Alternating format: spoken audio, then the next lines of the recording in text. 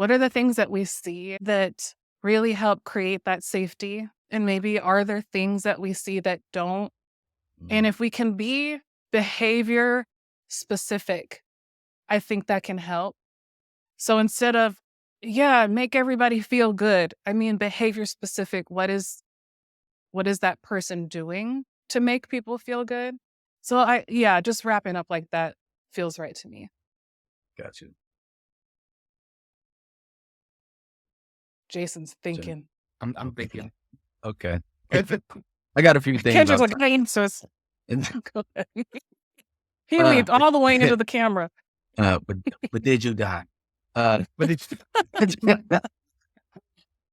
uh, so I think off top, behavior specific leadership needs to role model, and leadership needs to role model in terms of accountability, vulnerability. Uh, when things come up, it's not a strictly punitive space, and it's a place that can be explored. And it's a let's hear all sides. It's a let's hear the dynamic, because as much as you might want to rail against whatever dynamic, and this is racist, this is sexist, and yada yada yada, there's a lot that goes into these spaces in terms of how we even sit with these, and on some level to be able to communicate, and which means leadership can't be afraid to have the conversation, to explore or whatnot, or really hear folks out, and recognize if that's a reflection of what the people are experiencing in your organization, you need to listen to that. And so, you know, being able to kind of show up in that way, which means on some level, they have to be doing their own work. They have to be, it's amazing to your point you made earlier, Charmaine, the education. There's tons of books out there. If you can read, they got videos, they got documentaries, but you got podcasts, like it's tons of things if you just really want the information. But you have to Yeah. want it for yourself and be willing to try that on for yourself to really explore it, which is, I'll call it out like this. I can tell when I'm dealing with someone who is, let's say, about this work in terms of really exploring. In particular, I'm gonna call out white people on this, my Caucasianites. In terms of if Silly. I'm dealing with somebody who has really done some level, the conversation is very different. The willingness to explore and reflect on their experiences is very different from somebody who has not. So when we get into it, we're talking about the experiences and they're feeling some type of way, and which also lets me know how much work have you done to read up on this to understand these words that we're using, the sentiments, the type of examples, all that goes into when we talk about what does it look like, right? If I think when people are doing this, they're doing it on some level. You might have started doing it because of your work or whatever experience, but there's a personalization that comes along with it. Because to Jason's point that he's been saying all day, you take this to other areas of your life. And then, so that's the other piece of how it comes. Mm, I mm. want to add to that. I like how you said role model. I think that's like the biggest thing where you model it. Like for me, it's if I know I got to stay a little bit so that we're working on this one thing, I'm showing up. And I think that's another thing we want to point out. It's how do you show up for your staff, for this culture that you want? I remembered, I love your word. What are we, Caucasian?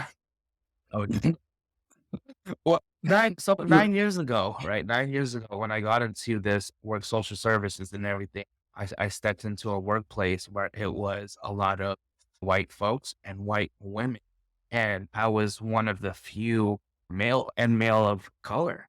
Fast forward, another coworker, we had this, I forgot what it was, but we were sitting down with, I think it was one of leadership, and one of our coworkers pointed out, and I think this is like during the time where I just got into leadership, right? Pointed out and pointed to me. And I'm like, I love seeing this, seeing a male in leadership and in the social services work and of color. And that really like, oh, shoot, I didn't see it. I was grateful for the opportunity. But I really stuck with that. It's like giving those opportunities where, especially when you're serving population, you want to have people in leadership that look like the population you're serving.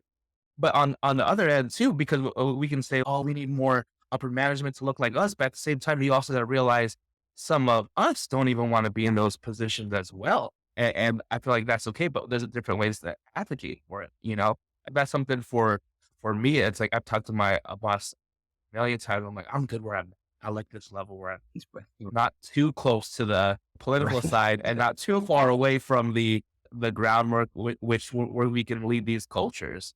And then it goes down to what does our staff look like? How do we provide these services to the youth that looks like our staff?